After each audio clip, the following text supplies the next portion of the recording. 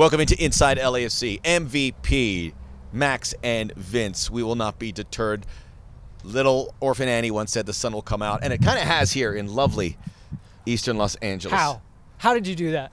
That's some incredible like voodoo broadcaster magic. You start out and you somehow just seamlessly Little Orphan Annie. Yes, we came at LAFC training. We know we're all disappointed after what happened Sunday, but seeing things and knowing how life moves forward, we're excited about the second half, and we will talk about it here. We'll break down the LAFC León game. We'll see where it went wrong, and maybe if there's some things that could have been done differently, and we'll just recount the incredible day that was provided thanks to being in a Champions League final.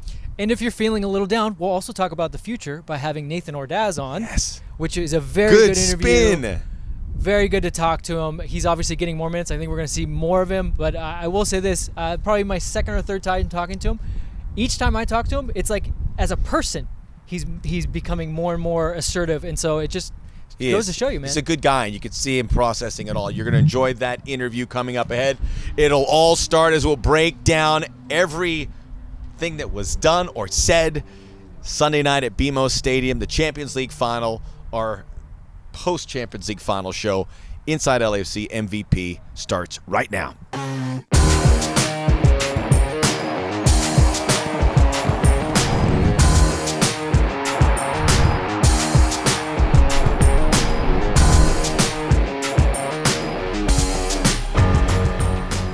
All right, Vince, in the words of the great Jerry Reed, we've got a long way to go and a short time to get there, so let's get right into this about the Champions League. And let's start with the results. It was what went wrong, what could have gone, what have happened, certainly with what we saw on Sunday night. I want to say one thing about it, because I know people brought up and it was asked to Steve right after the game about the lineup, and he saw an opportunity where they think we could do it. I think this is true in sports. If it pays off with that lineup, he is a hero. He gets carried out of the stadium for this. If it doesn't, you're going to leave yourself open to some criticism. Would it have been different? I have no idea. I think it's worth talking about. To me, the way it looked in the first leg and the second leg, there was a team in championship mode, and there was that just wasn't meeting those things that were required. Yeah, and I think it is. Some of it's fair, some of it's not, right? I mean, the one thing the coaches can affect really more than anything, or at least the stuff that we can see, because really their work is done here. Yeah. Day in and day out, training, the philosophy, all that, the dressing room, keeping guys motivated, that's the real work. But when you come into a game, it's the lineup selection and your formation, and that's where everyone's going to hammer you on. My take on it was this, and I wrote about it because the big topic was tactics. Obviously, Timothy Tillman said what he said, and we pointed out, and I'm sure that everyone that's watching to us or listening to us had already heard this. Marco Garcia said something similar, and no one hammered him.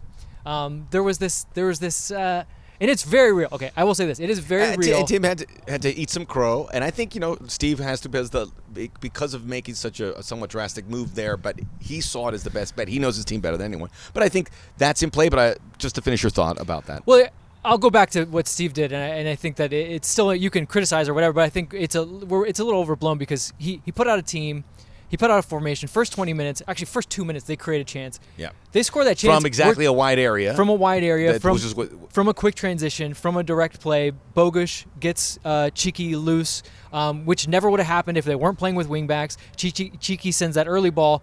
Bouanga is 8-10 yards out, middle of the box, goalkeeper at his mercy, doesn't even get a boot on the ball.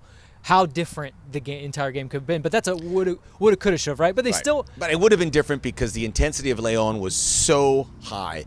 The way they were locked in, and if you allow a goal at that moment, it's impossible. Absolutely. To keep that at that level. You have to be utterly disappointed. And so we would have said, genius if he scores, right? But I would go beyond that. For the next 20 minutes, I thought that for the most part, territorially, LAFC was in León's half. They weren't creating big chances per se, but they were able to stem whatever León was doing in that first game. We didn't see any kind of odd man rushes, things like that. So I think the formation worked. But then León makes an adjustment, and I think Davila, Mena started coming more inside. They started overrunning.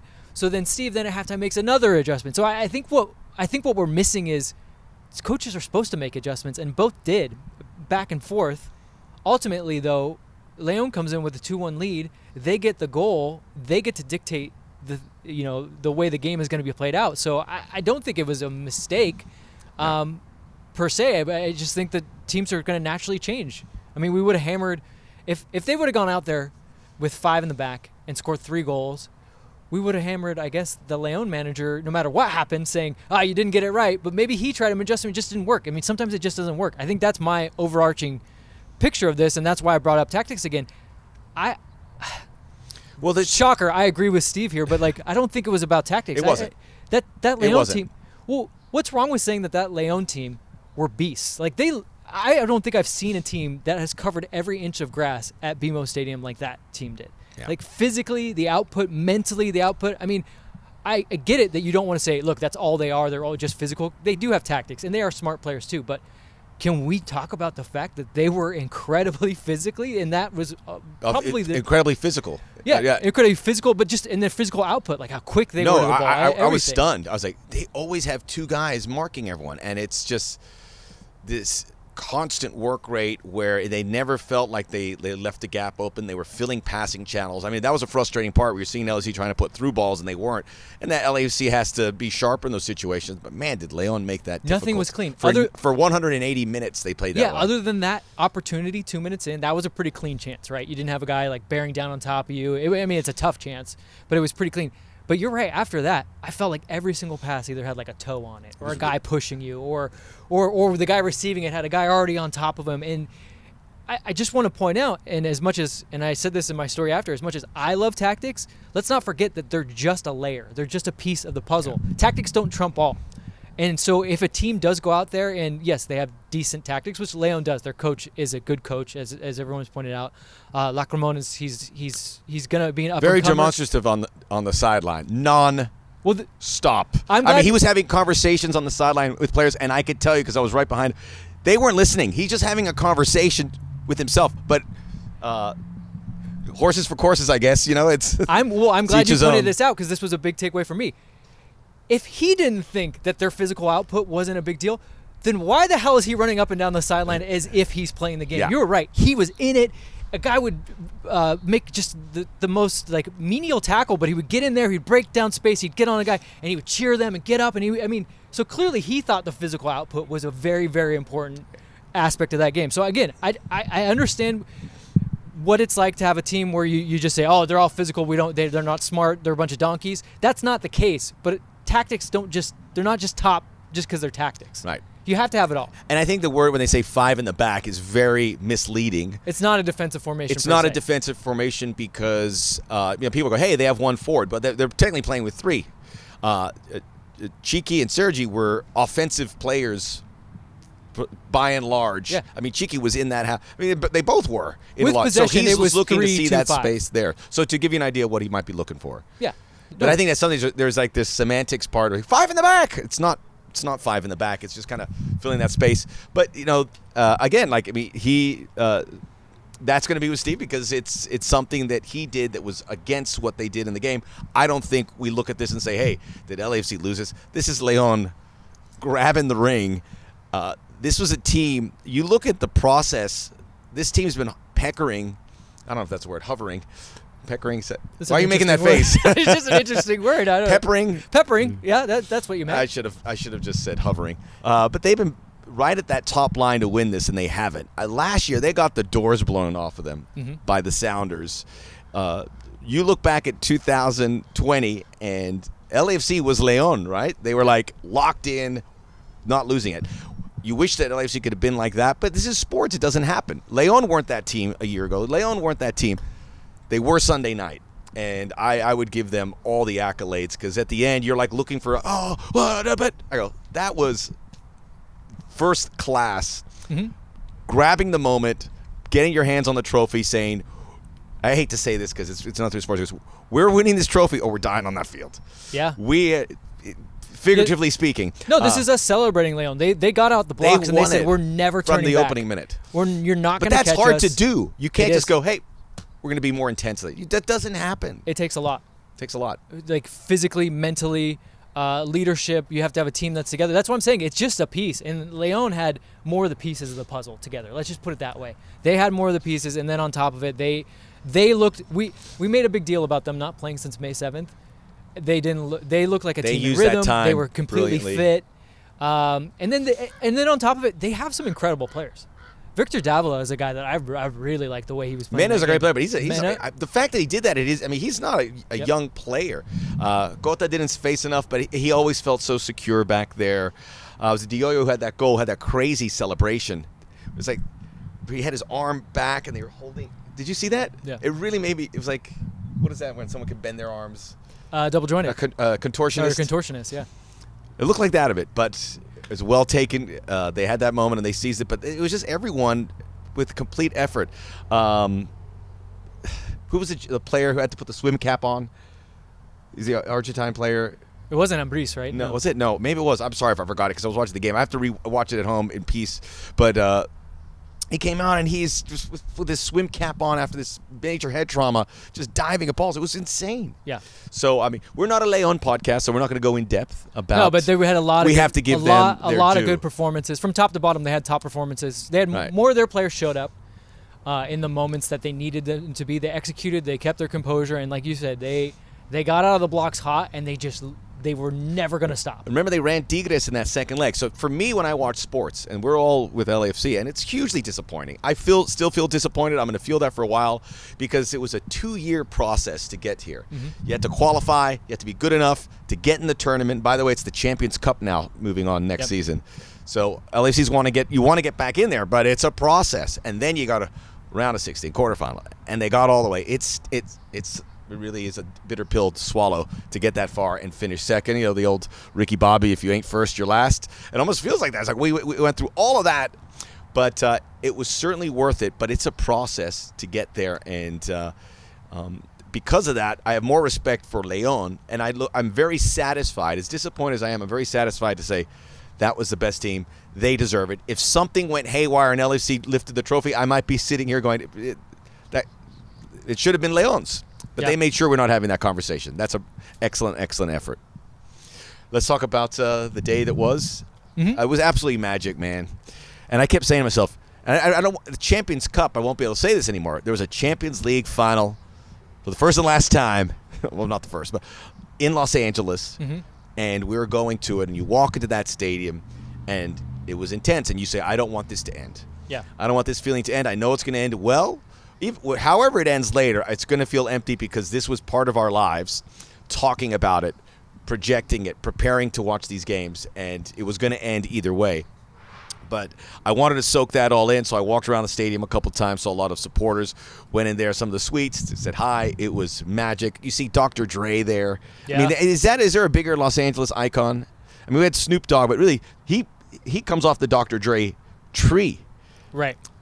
And I'm not qualified to say one way or another, but Dr. Dre is a big that deal. Is top shelf, and he looked like he had a great time. He was with some of the supporter groups, the 420. Yep. Very nice. Where it was, and I will never forget. I was lucky enough to be kind of on the north end of the stadium, northwest side. So I was here. 3252 is here. Very nice CONCACAF pregame show. Mm-hmm. Dancers, music. It made it feel big. The pyro was pretty rad. I enjoyed that. Made it feel big, and then to turn over and see the Mortal Kombat tifo, which was perfect, and then the noise. It felt like you were in a Hollywood Cecil B. DeMille, sorry about the dated reference, production, because they did it bigger back then. And then the smoke and the sound. Right. And you're like bathing in it. I was like, this was such a visceral reaction that I will never forget. So thank you for everyone who made that feel just immense. And I don't want to go without saying what also was the push over the edge, the whatever amount, 1,000 León fans, maybe more, in the stadium, the 1,000 more that I saw driving up, big throngs of green shirts that showed it was like visiting final. I spoke to some of these fans. This guy said, I came in from Mexico to see this, and this is, a great moment for me. I go, good for you. Good for you. And also gets to think, and this is, this may be the company line, but for LAFC, which we all support, they get to host this game. They did a really good job of it. Everyone was happy. Everyone was there from CONCACAF, U.S. Soccer, Liga MX, both the commissioner and the president there of Liga MX, the eyes of 3 nations, of North America, through all the countries that are involved here in the CONCACAF Champions League, there is a dollar sign attached to having it in the stadium, in the city. These people are staying at hotels. Everyone, LAFC is seen in such a great light, and it was from obviously starting with the supporters, but when you think about what that does, that's a huge win, and people are content what this could do. You would like to do it again, and that's going to take quite a while, but that was, for me, it felt as big as the moment you would hope it would feel like. You can't not look at that final and think, if you're from somewhere else around the world, it's not big time. Like, it's not big time, and your first thought should be, how do we make that happen where we are? I want that. All around MLS, they should want that. All around Mexico, they should want that. I mean, naturally, that's the kind of the beauty of this contest when it does happen to be an MLS team versus a Liga MX team, is like you're going to have fans from both teams in the stadium. And I think that's a beautiful thing. And I think, I mean, I don't generally speak for supporters because they do the speaking themselves, but I think that they probably look at that and go, MLS, why can't we have more instances where the two supporters are in the same stadium and there's the pageantry? MLS, why can't we have the smoke and the pyro and all the things that we had? Like, didn't you love that? Like, let's figure out a way to work together. And I think that the lesson from that is, if I'm speaking from a perspective of an MLS fan, is like, find a way to recreate that almost week in and week out. Because if that was a big job, but it is a big job. But if that's what is going on, and we know that it happens when LAFC plays Galaxy, but what if we get to a level where another rival, like a Portland LAFC game, looks like that?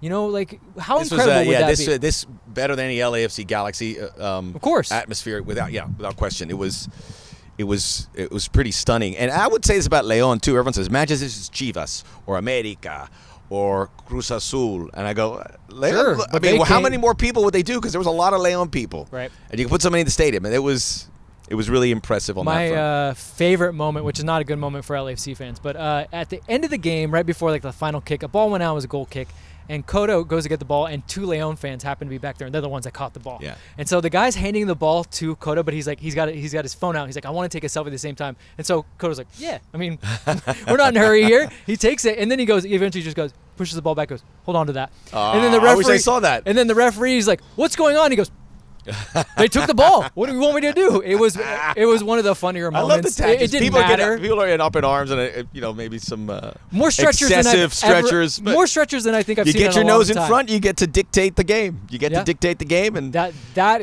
is true. And it made a difference because there was 10 minutes of stoppage time in the second half. There was a big injury, obviously, with Aaron Long involved. There was a lot more than 3 minutes stoppage time in the first half, but oh well. León were able to manipulate that. I would do it if I was them. We're just going to have to find a better way. It's not a gentleman's sport. We could pretend this is a gentleman's sport, but when push comes to shove, you want the trophy by any means necessary. Not any means, but a lot of means necessary. I got the thumbs up from Yuli on that. No, again, credit to León. Like, they used everything at their disposal. They did. It was so comprehensive. They said the entire toolbox. We're winning this. I actually now think about it. I've been really impressed about it. And now LAFC can see how that is done. Mm-hmm. They get a good look because León was on the other end of this. And I think it was also good to see how the back and forth Liga MX, this was like a badge of honor. And for León to beat the league and the club the league that won it a year ago and the club that was heavily favored here. You asked a question. Now we have all of that in front of us. You asked a question to Steve afterwards, quoting the Giannis Antetokounmpo, who was asked if his season was a failure after his top-seeded Milwaukee Bucks lost to the Miami Heat, who, by the way, might win the NBA Finals at this point. They are still there and all tied up. Well, they look at a failure, and he answered, and he goes, no, you can't, with all those things you do, you never look back and say that. And I don't think any LAFC players should do it. Maybe their status as this conversation of where they reside as the greatest MLS Cup goes down a rung or two. Oh, well. But this was still an incredible. I mean, you imagine when this wasn't there and it was here. What is the shame in not being able to become the greatest MLS team of all time, right? Yeah. So like you clearly got close to it, to the fact that people were actually talking about it. It's supposed to be hard. It's not supposed to be something that like you can lose and get away with. And I'm fascinated by this idea of failure and the way we talk about it because, as fans, I get it. The moment happens, you're upset, you wanted it, and you really gave everything you could, but at the end of the day, you can't kick the ball, you can't do any of those things. You just give your heart and soul to this, and then when it doesn't work out for you, you're devastated. But I'm just so intrigued by how athletes talk about it because I think that in a lot of ways, even though they don't show it, I think the players take it way harder than we think. But they don't allow themselves to then say the word failure because they can't. And then you would not be a pro athlete. You would not be able to exist in this ecosystem if you let this get to you. If you come here and we saw them training, and by and large they were unaffected, they were getting back to work. If you were there moping, and this is not for you. Yeah. You could not excel because the greatest athletes know how to digest that, process it, and move on, learn from it, and put it into the memory bank and build. And also, if you call it a failure, then what are the Whitecaps walking around saying? They didn't make it to the final. What is Philly saying? Are there more failures, less failure? Like, is it the worst failure to reach the final? Like, how are you the failure when no one's talking about Philly didn't make the final? That's the most bitter situation to be in, to get in the final. Yeah, and so that's you where put yourself in that situation. Right. And that's where I think we have to have the most complex conversations. Failure is just too binary. It's a failure. No, come on. You made it all the way, like Steve said, for 18 months this team has given fans a lot of joy, played a lot of good football. They've had disappointments in other areas along the way. They managed to pull out that MLS Cup, obviously the Supporter Shield.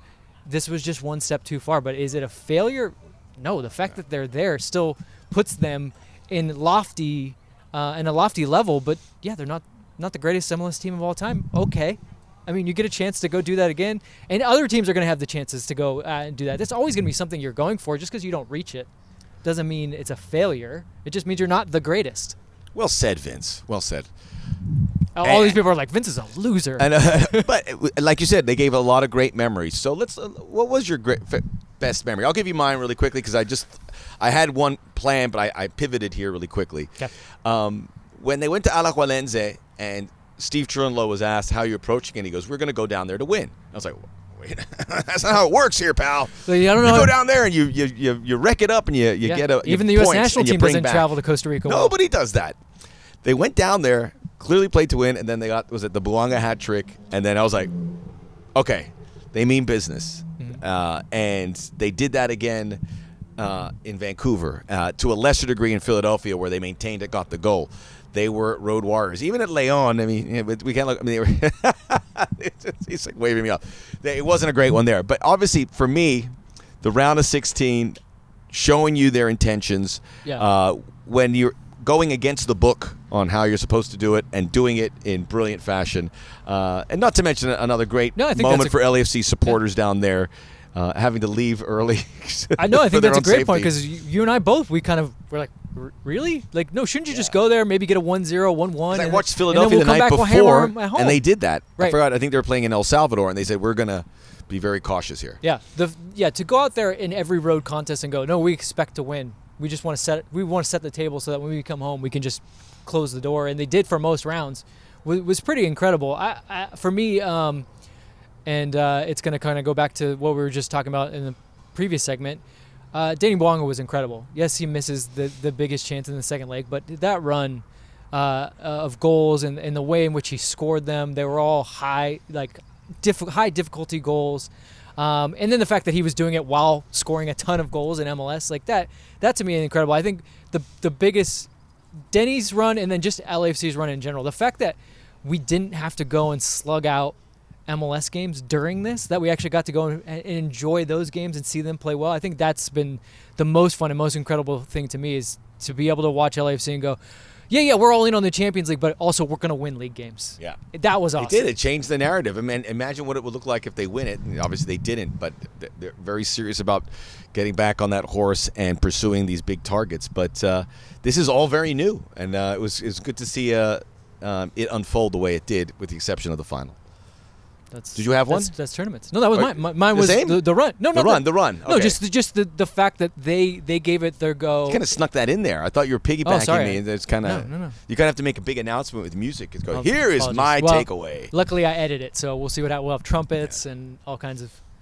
I know some people are also saying, look, they had to step up in class. They face a Mexican team in the final. Well, Philadelphia, to me, was Philly looks pretty good right now. And they beat Atlas, who, standings-wise, were right there with León. And they took care of them to make that semifinal. And Philadelphia, I think, is a big... Again, stating the obvious, too. Oh, go figure you had to step up in class when you played it in the final? Of course the team that you're playing in the final was the best team that you'll face through the whole thing. Yes. Come on. I know, but look, and León didn't get tested either until the semifinals. I mean, with the idea of a big name from one of the two big leagues there. León got to the final by beating the team that won the Mexican League. Yes. That was in the semis. I'm talking about round of 16 no, and but, quarters. But what we're saying is, like, this, it's a good team. Yes, they did it. They deserved it. So it was we'll get back at it now right away. And we spoke to Steve a little bit before we started recording, and, there's that cliche, hey, it's always good to get a game, get that out of your system, which is what it is. And he kind of looked at it and said, yeah, that's what I don't know. I mean, maybe want time to absorb it, but they don't have, regardless of how you feel, you got to get back in it starting Wednesday against Atlanta United, which is a big matchup because these are the two expansion teams that had success immediately and kind of messed it up for all other expansion teams, although St. Louis City are doing very well. Austin kind of got it going after year two. There's pressure to be an expansion team, more so than ever before. And there's a blueprint. If you want to be successful, it's there when you start with a blank slate. They've both won MLS Cups, so it's a big deal. It's going to be a little of the luster off of it because LAFC is coming off here, and they have to really manage what's going to be a very busy month of June. And then you have the Leagues Cup, which they get a shot at some Mexican clubs. We won't talk about that yet, but it's fun to – I think it adds a little bit more flavor because of what happened on Sunday. I think that tournament gets a little bit more of a boost from LAFC's perspective. But this June thing, and look, they've managed to stay above water. They have games in hand, so they're not going to really go too far down, but they are going to have to get points out of this. A lot of games. 6 games in June. They have 12. Most teams have played 16 or 17. They've played 12. Right. And they have 6 games in June, and if you want to consider the fact that then another game comes on July 1st and then July 4th, like, it doesn't stop. It's nonstop. And I think one of the things that we'll be talking about going into this game and maybe coming out of it is just the kind of the toll that the Champions League took. I mean, we saw what happened to Aaron Long. I would imagine he's going to be out for a little bit of a spell. Sergi Palencia comes out of that game. He's going to be out for a little bit. So now you're not just cobbling together a team emotionally, but you're doing it somewhat physically. One good thing that we did hear from Steve was that Giorgio is fit and he's excited to continue getting on the field. So that could be a plus to this team. But things are gonna look different, and that was gonna happen regardless because there are just so many games coming up.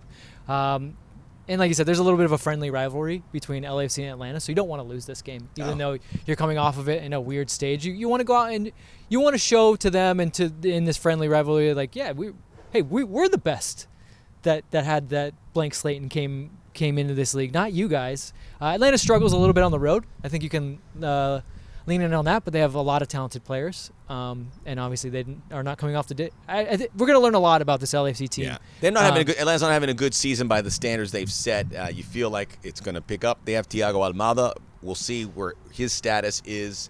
I mean, look, FC Cincinnati sold their star Brazilian player, and they're top of the ladder. So, I mean, I don't think that's going to discourage them because maybe if the timing is right, you make that sale. And right now he's very profitable. The silly season's coming up, Max. It is. LAFC should be involved. I think that was another thing that I thought you were going to break a story there. You're like, I got something. No, I wish. No, we don't break stories here. We have lots of secrets. We don't tell you any of them. I'm kind of clean slate. I'll open up Not for Max. you. Anyone want to know something? They share it with me. No, but one of the things that 11 games between now and July 15th. That's a lot. Yeah, the secondary window for MLS. Crack research team. Secondary window opens up July 5th. July 1st is when the European windows opened up, so I think there will be a lot of movement. I think that was another one of my takeaways from this is, like, this was kind of the go for this group. Like, things are going to change regardless, because naturally things change in MLS. But I would just extend it beyond that. Like you said, the hope is that you get back to Champions League next season, right? One way or another, with the Supporters Shield, MLS Cup, Leagues Cup. There's a lot of ways to get in, but even if they do, and even if they make the final next year, there's no way that it's going to be the same team. It's just the nature of the business. And I think that's maybe tough for some people because we're lucky enough to be here. This is a fun team to be around. A lot of great guys. And, winning helps that, obviously. But, like, I'm telling you, there's good people in that room. And the fact that it's going to be different regardless, it breaks your heart a little bit.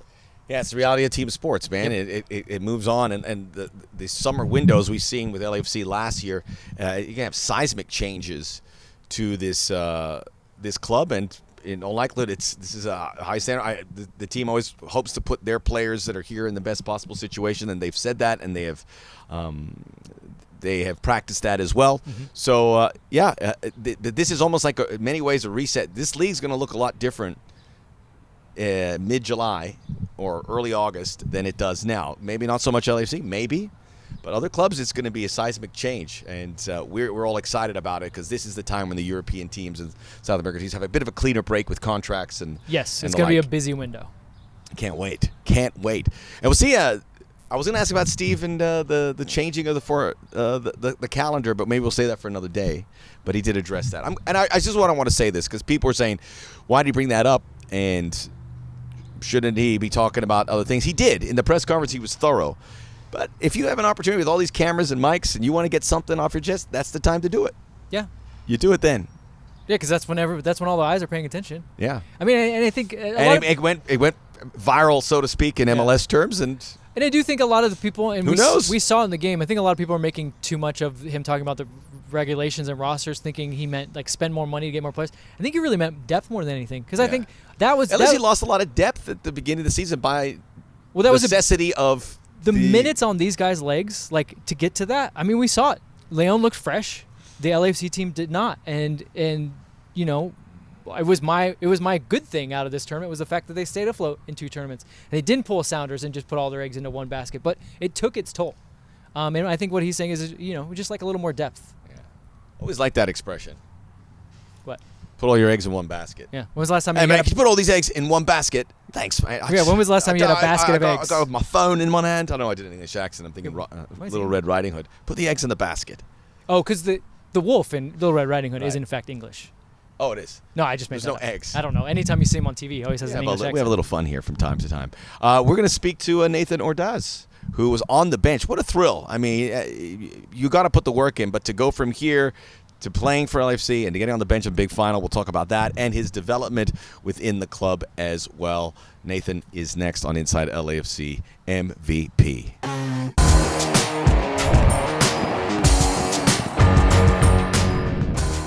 We are back here on Inside LAFC MVP. There you see Nathan Ordaz. We're, of all the academy guys coming through, it's all over LA. Tony's from Long Beach.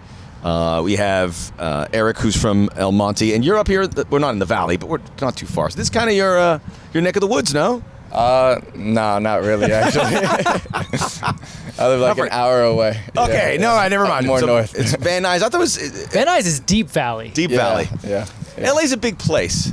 You're a lot closer to home than, say, Giorgio Chiellini. So that's a good start. Wow, he really went far for that one. So yeah, to cover my backside there, let's just talk about Sunday. Obviously, I know the result didn't go for your way, but to see your name on the team sheet in a Champions League final, it has to be like a moment where you say, "Look, the work is paying off." We'll talk about the games you played, but this was a Champions League final, and you had a chance to perhaps get in there and play. Yeah, no, it felt good, because it's a big step from last season. Last season was tougher to get on the roster because we had such a deep roster with Gareth Bale and everybody. So thankfully, like most games, I'm rostered with the first team. So I'm getting used to like that first team environment with the first team guys and all that. So did they talk? Sorry about it, but they talk about that to you. I mean, coming into the season, because we got an inkling of, and they go, you guys have been working here, but this is the year where we're going to lean into you. Yeah. They let me know. I mean, like with Jordan, he came in during the preseason. He was like, look, our roster's not as deep as it was last season, and that usually never happens with any team, So, like, they're going to ask more of you this season for sure. And so I just had to step up, and that's what I'm trying to do. And how is it different from you? So for people that don't know, like Nathan's out here training with the first team pretty much week in and week out. Even last season you were with them. So that's obviously a step up for you, right? You got to train, you got to be ready every day. But like then getting to be on the bench, like how does that inform you? It's got to be even another level just being there. Yeah, I mean, you get to see all the fans that show up and, to see the guys that you train with every day, and they look up to them, so it just kind of like raises the bar for you to try and reach their level. So. And your like level of, I'm assuming, let's say last season you trained with the first team, and then you go, okay, well, I'm going to play a different game, but I'm not going to be on the bench. There's got to be another level of preparedness. Like, do you extra things that you have to do? Because like Max said, you could have played in that game. Yeah. That's going to be a different level. I don't think I do anything extra, actually. I think because I'm training with like Aaron Long and Murillo and Chiellini, I'm getting that work in like every single day, and those guys are tough to beat. Like, they're the best defenders in the league. So I think that's like the extra work that I'm getting just by being in this training session with them. That's where it comes. That's where it comes. That's a great point to make. Just going back to the Champions League, because you're an LA kid, but you're with Mexico under 20s. You have Mexican family there, and also some El Salvadorian as well. But have you had a conversation with your family playing in a big Mexican club in this final? What was? No, actually, no. My dad doesn't really watch soccer that much. He watched soccer because I play soccer, but no, he never watched soccer as much. So he's the Mexican side of the family. Well, I'm glad to hear that, because my dad doesn't watch any sports, so I've never been able to share that. So he hasn't really had to share that as much. But here you are, and still, I didn't get to be a great athlete, but Nathan certainly did. Yeah, he's a little bit different class than you, Max. Yeah. But León has some like Embrice, somebody that you might be familiar with from like youth camps, right? Some of those guys on the other side. Yeah, he was over there at a couple of the youth camps that I went to with the U20s, and I mean, yeah, he's good. He's starting, so that's amazing for him. But like to see that, to know like, look, he's there and I'm here. We both raised the level. You're probably looking back at those youth camps and being like, man, we had some pretty good youth camps out there for Mexico. I mean, it surprises you with like how like closer you are to everybody than you think you are. You know, like before you're pro, or like even when you're with like the second team, you're like, oh man, I'm so far from these guys. But then like you see like you're at the U20s and there's a guy starting in the Champions League final, and then like I'm on the bench, Eric's on the bench, and it's like it just shows you how close you are to everybody. In level, really. It's also through this. It's a pretty incredible life to have played to play with so many guys at different levels, different countries, at such a young age. I was talking, you're just 19. How do you absorb that, where you're creating? How do you get the most out of it, knowing you're getting not only training here, but you're going to national teams, and you're going to run into people that you play against or play with, just building a network for you that you could lean into. I don't really get how to answer that. I'm sorry. It's always about learning things, right? When you're thinking, but do you ever stop? Maybe let me rephrase it. But do you ever stop to say, okay, how do I absorb as much from every experience? Yeah, I think you just have to enjoy it. Like enjoy like being in each area. Even if it's like kind of rough sometimes, you have to just like be like, okay, like I'm here now, so might as well make the most of it. And then you get to meet new people. Like I played Galaxy, and Eric Zavaleta, he's on the El Salvadorian national team, and I got to train with him before when I was going over there with them as well. So like I already kind of was cool with him. So like that was kind of the that networking. Helps, yeah. And then you weren't cool with it. No.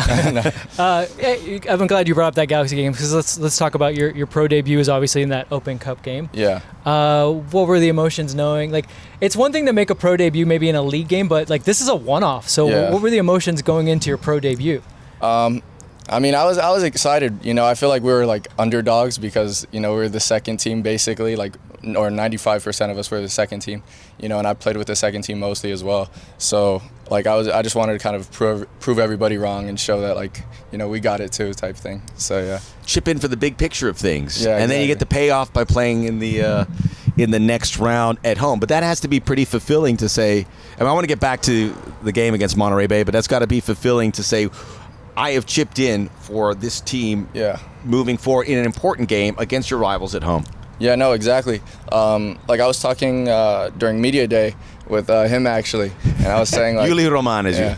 And I was saying like I didn't play a huge part in like winning the championship. I was on the roster, like I was on the team, but like I didn't like help out as much, and like that's like a perfect example. Like I helped out in that. Yeah. And like I'm glad to help out. You still got your ring though, right? Yeah. Yeah. You've been brandishing that around town? No. I like to say I'm like the Brian Scalabrine of the soccer team. That's pretty funny. Well done. Great reference. Brian Scalabrine. Even I know. That's great. I'm glad to take it. So. Brian Scalabrine is happy, but that's going to evolve a little bit. But let's go back to that game. We were watching it and we were just blown away, and then it got to extra time, forced to the penalties with a goal there, and here we are in the penalty shootout. We spoke to Eldon about this moment, and we immediately say this has got to be such a great building moment for all you guys, however it looks like down the road, because you'll say, I've gone through this and I was successful in it. I will use that, put it in my memory banks. What do you remember about those early stages and what was discussed, and what was the mood with you guys heading into that stretch? I think everybody kind of knew that, like, they didn't really expect us to do as well as we did, and so like I think everybody just had that like underdog mentality of like, all right, let's go out there and like prove these guys wrong and just, you know, show what we got as well. So, and I mean, that's what we did. Like Eldon was saying the whole time, he was like, look, if we play our game, like we could get a win, you know, and we know how to play as well, so we just wanted to show that really. One of the things that Eldon shared, like, because he said he was always talking to you guys throughout the whole thing, and I'm not gonna lie, like, he was telling us some of the things he was telling you guys, and we were like jacked up. We were like, dude, we would go out there and like play hard for you. But not just Eldon, but what are some of the things that some of the first teamers have kind of like shared with you? I'm sure, you know, when you like Max said, you earned the home game. You actually did something that pushed the team forward. I'm sure some of the first teamers were like, hey man, good on you. Like, but what are some things that they've shared with you that's really helped you this season so far? I think it's more of an intensity thing with them that they've shared with me. Like they're just pushing me to be better.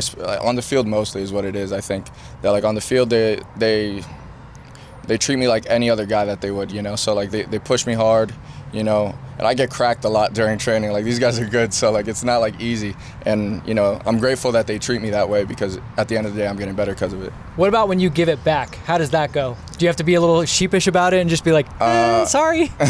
I am a little bit, but like the other day with Aaron Long, we went at it and we were like racing towards the ball. He tried to crack me and I just kind of tripped him. I love the crack. So he tried to hit me and I tripped him. But then after the training, he was like, Nate, I love whenever like we do it like that because, you know, I'm getting better because of it, you know? That's amazing. What about Megs? Megs, I don't think I've megged anybody just yet. So. But have you thought about it? Yeah. Let us know when that happens. Who do you want to meg? Probably Aaron. I think me and Aaron go at it the most because he's always like on the other side of the teams, and so like I always end up just going at it with him. What a great resource for so many ways. Aaron's a great guy. He's a winner. He's solidified the defense, but I can't even imagine how he's helping you build your resume, your pedigree. But he had a tough ascension to get to where he was. Yeah, it's someone you could really look at. Local guy who had to kind of battle to get into that position, and maybe it shows you like, look, there's going to be some speed bumps along the way, but if you want it, you can get there. Yeah, of course. Yeah, if you keep working, then you know, eventually it'll come. What about Ilie? I mean, because we see him here, and he's always got the kids. Forgive my expression. I just say because you're younger than those guys. But it always seems like he is bending your ear, giving you some. I mean, Eric has told us as well that Ilie has parted some wisdom to him that he carries with him. What difference has he made to you guys? I remember maybe the second or third day of preseason, he was like, he said, we're not gonna get mad at you if you like play how you play, but like if you play scared, then we're gonna get mad at you. And I was like, okay, like I get it. You know, you have to play confident. You remember that, huh? Yeah. I think that was the biggest thing he's told me, and it really like stuck with me. So yeah, I think that was a lot. And he's always positive. He's a great guy as well.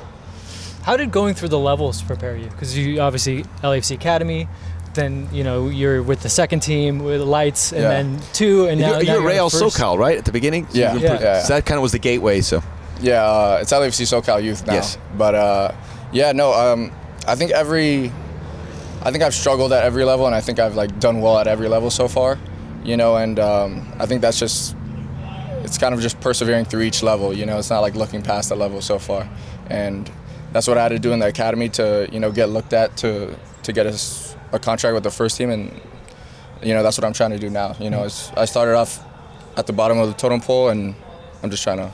Is there something you can point to about the way that LAFC does things that does kind of prepare you in a special way? Because when I look at it, and just, I mean, you don't have to answer this part of it, but I look at it, like if you're an attacker, and you come to LAFC games, you see Carlos, you're like, man, how am I going to break into this team? So is there something about the way that they did it that, because like, I don't think we can undersell it, that you breaking into this team it's regardless of depth, it's a big deal because LAFC spends money on attackers. Yeah. I don't know if they did anything in particular, to be honest. I think I had to like work really hard in order to get like my to get looked at. Mm-hmm. But yeah, I mean, the fact that they signed me with everybody that they already had, it just shows like they respect what I can do as well. Then maybe I'll frame it this way. What, in your mind, what was the biggest challenge that you had to, you keep saying looked at, but was there something in your game that you felt like you had to take it to the next level? Yeah, well, like when we had Las Vegas Lights last year and the year before that, a lot of like my friends while I was in the academy were, going up with the Lights, and I was like, damn, like what am I not doing, And I thought I was doing well, but clearly I wasn't doing well enough. So, my dad told me, he said, be so good that they can't, like nobody could deny how good you are, And so that's what I started to do, and like I was top goal scorer with the UPSL during the UPSL season, and you can't deny that, So, and then they started looking at me from there, I feel. I admire your patience, and because I know it being young, you want it to happen, but it seems like you've handled these steps each well and learned so much from it. You speak like someone much wiser and older than you are. Yeah. No, I mean, I sound patient, but I mean, obviously during the time, I get it. No, because like, I know it's hard to be patient, but you've soaked it all in. There's a little Carlos in the way you play. Just the way you can dribble the ball. And who are some of those guys, maybe not with LAFC, or guys that you enjoy watching play that you may model a little bit after? I look at a lot of center attacking mids, because I played center attacking mid during, like, that was my original position, and then I don't have the greatest stamina, so they put me on the wing because you have to run less. But then now here I have to run more as a winger. But so I looked at Marco Reus, Guti, Ozil. I like those guys, like the guys that are just like on a different level mentally more than like physically. But yeah, I mean, thankfully God gifted me with like being fast and like being able to dribble and stuff as well. So I try to like put both of them together, really. Kind of makes sense actually, because when you played that Galaxy game, I actually remarked that I thought you stood out, and I was very interested in the way that you played that game.